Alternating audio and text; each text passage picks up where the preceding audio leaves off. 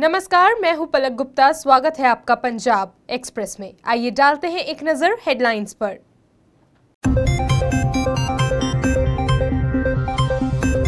जम्मू कश्मीर के राजौरी में पाकिस्तान की गोलीबारी में गुरदासपुर का बेटा शहीद गुरचरण सिंह को सैन्य सम्मान के साथ दी गई अंतिम विदाई। 6 महीने के बेटे ने दी मुखाग्नि।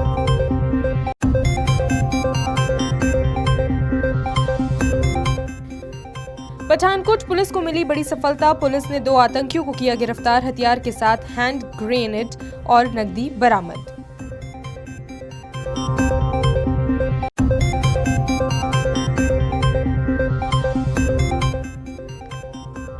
हरियाणा के पूर्व मुख्यमंत्री भूपेंद्र सिंह हुड्डा ने बीजेपी पर बोला जुबानी हमला। बीजेपी की वर्चुअल रैली पर कसा तंज। कहा प्रचार छोड़ बेरोजगारी रोके बीजेपी।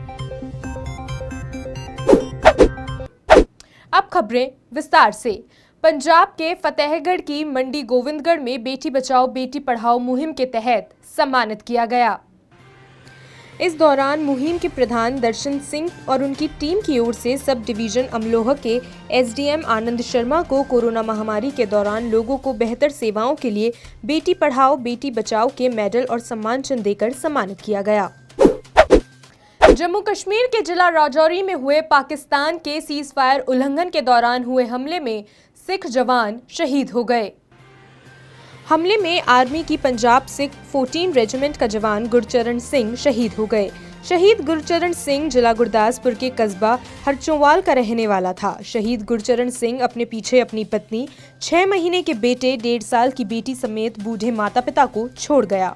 गुरचरण सिंह की शहादत के बारे में पता चलते ही कस्बे में रहने वाले हर व्यक्ति की आंख नम और माहौल गमगीन दिखाई दिया। वहीं शहीद गुरचरण सिंह का पार्थिव शरीर शाम के समय उनके पैतृक कस्बा हरचोवाल में पहुंचा और सरकारी सम्मानों के साथ उनका अंतिम संस्कार किया गया। उनके पार्थिव शरीर को मुखाग्नि उनके 6 महीने के बेटे और बूढ़े पिता ने दी।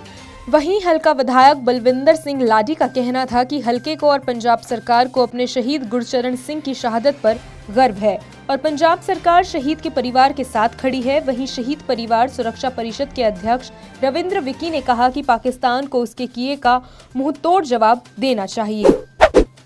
खबर पठानकोट से है, जहां पुलिस को 2 आतंकियों को पकड़ने में सफलता हाथ लगी है। पुलिस ने आतंकियों के पास से AK-47, 10 हैंड ग्रेनेड और कैश रुपए बरामद किए हैं। इसके साथ ही पुलिस ने एक ट्रक भी कब्जे में लिया है। हरियाणा के पूर्व मुख्यमंत्री और नेता प्रतिपक्ष भूपेंद्र सिंह हुड्डा ने बीजेपी की वर्चुअल रैली में जमकर निशाना साधा। सरकार को हिदायत देते हुए कहा कि सरकार अपनी उपलब्धियां गिनाने की बजाय कोरोना रोकने का प्रयास करे तो बेहतर होगा। हुड्डा ने कहा कि सरकार विभागों में छटनी करने की बजाय नौकरियां देने का काम करे। कोरोना की वजह से प्रदेश में बेरोजगारी बढ़ रही है, सरकार को जिसे रोकने का प्रयास करना चाहिए। हुड्डा ने लगातार जुबानी हमला बोलते हुए कहा कि हिसार में चप्पल कांड में अधिकारी की पिटाई पर कहा कि किसी को भी कानून हाथ में लेने का अधिकार नहीं है। सरकार को इस पर जल्द से जल्द कार्रवाई करनी चाहिए, लेकिन अभी तक इस मामले में सरकार द्वारा कोई एक्शन नहीं लिया गया है। सरकार घोटालों की तरह इस पे भी लीपापोती करने में लगी है। वहीं सरकार द्वारा चलाई गई स्कीम मेरा पानी मेरी विरासत पर पूर्व मुख्यमंत्री ने कहा कि सरकार दादूपुर नलवी को बंद कर कैसे भूमिगत जलस्तर को ऊंचा लाएगी। उन्होंने कहा कि प्रदेश में भाजपा की नॉन परफॉर्मेंस सरकार है। प्रदेश में बार बार यूटर्न लेने वाली सरकार चल रही है। खबर हरियाणा से है, यहां पूर्व मुख्यमंत्री भूपेंद्र सिंह हुड्डा सिरसा पहुंचे। इस दौरान हुड्डा सिरसा विधायक और पूर्व गृह राज्य मंत्री गोपाल कांडा के आवास पर पहुंचे, जहां हुड्डा ने गोपाल कांडा की माता के निधन पर संवेदना व्यक्त की। साथ ही हुड्डा ने राधा देवी के सामाजिक व धार्मिक कार्यों को नमन किया और कहा कि राधा देवी का कार्य संपूर्ण समाज के लिए प्रेरणा है। इस मौके पर पूर्व सांसद जयप्रकाश भी मौजूद रहे। पूर्व OSD डॉक्टर KV सिंह, विधायक अमित सिहाग समेत कई नेता मौजूद रहे। खबर पंजाब के मोगा से है, यहां बग्गेआना की बस्ती में रहने वाला सनप्रीत सिंह ने सुभाष सहगल पर धोखे से रजिस्ट्री का आरोप लगाया है।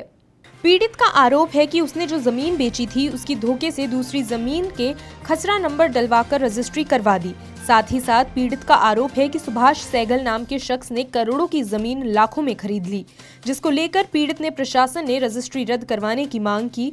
आम आदमी पार्टी के नवदीप सांघा ने बताया कि जमीन सुभाष सहगल ने पीड़ित से खरीदी, वो जमीन नेशनल हाईवे पर बनने की मंजूरी पास हुई, जिसके चलते उस जमीन का भाव काफी ज्यादा था, लेकिन पीड़ित को धोखे में रखकर उस जमीन की रजिस्ट्री करवाई गई।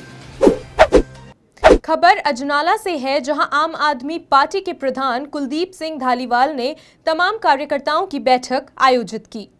इस दौरान बैठक में सामाजिक दूरी की जमकर धज्जियां उड़ाई गई, जहां कार्यकर्ता न ही मास्क पहने दिखे बल्कि सामाजिक दूरी का ध्यान भी नहीं रखा। वहीं मीटिंग के दौरान कार्यकर्ता पकौड़े उठाने को लेकर जद्दोजहद करते नजर आए। हालांकि जब धालीवाल से ये सवाल पूछा गया कि बैठक में सामाजिक दूरी का ध्यान नहीं रखा गया, तो उनका कहना था कि हम जब कभी भी मीटिंग करते हैं मास्क डालो और सैनिटाइजर का इस्तेमाल करो का मंत्र दोहराते हैं।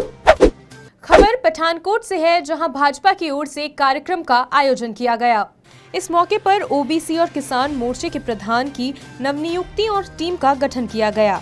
इस मौके पर भाजपा कार्यकर्ताओं के अलावा हल्का बोआ के पूर्व विधायकी सीमा देवी और पूर्व कैबिनेट मंत्री मास्टर मोहन लाल विशेष तौर पर पहुंचे।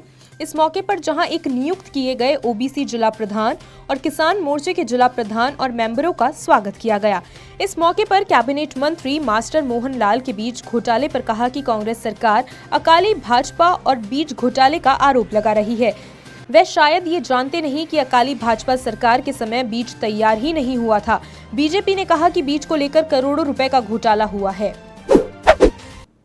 यूपी के मुरादाबाद से होशियारपुर की ओर जा रहा लेबर से भरा छोटा हाथी खन्ना के पास जीटी रोड पर पलट गया। हादसा अन्य वाहन द्वारा टक्कर मारने के बाद छोटे हाथी के संतुलन बिगड़ गया। हादसे में छोटे हाथी में भरे 15 बच्चे, महिलाओं व पुरुष घायल हो गए, जिन्हें खन्ना के सिविल अस्पताल लाया गया, जहां से 2 की हालत गंभीर होने पर रेफर कर दिया गया। यूपी से होशियारपुर के लिए मजदूरों को भरकर धान की बिजाई के लिए लाया जा रहा था। एम्बुलेंस और पुलिस मौके पर पहुंचकर घायलों को अस्पताल भिजवाया। होशियारपुर के दसुआ अधीन आते गांव गोरसिया में एक व्यक्ति ने श्री गुरु ग्रंथ साहिब के साथ बेअदबी करने का मामला सामने आया है। घटना उस वक्त की है जब श्री अखंड पाठ साहिब का भोग डालकर मुखिया ग्रंथी प्रसाद बांट रहा था। तब तक व्यक्ति नगन अवस्था में गुरुद्वारा साहिब में प्रवेश हुआ और बेअदबी की नीयत से श्री गुरु ग्रंथ साहिब जी की तरफ बढ़ा, जिसके बाद गुरुद्वारा साहिब में मौजूद संगत द्वारा उसको काबू कर लिया गया। पूरी घटना सीसीटीवी में कैद हो गई। गांव के लोगों द्वारा पुलिस को सूचित कर दोषी व्यक्ति को पुलिस के हवाले कर दिया गया। गांव के लोगों के मुताबिक व्यक्ति अपने आप को हिंदू बता रहा था, जबकि वह मुसलमान निकला। गांव के लोगों ने मांग की कि दोषी के खिलाफ सख्त कार्रवाई की जाए। खबरों में फिलहाल इतना ही। पंजाब की तमाम खबरों से जुड़े रहने के लिए देखते रहिए पंजाब एक्सप्रेस। नमस्कार।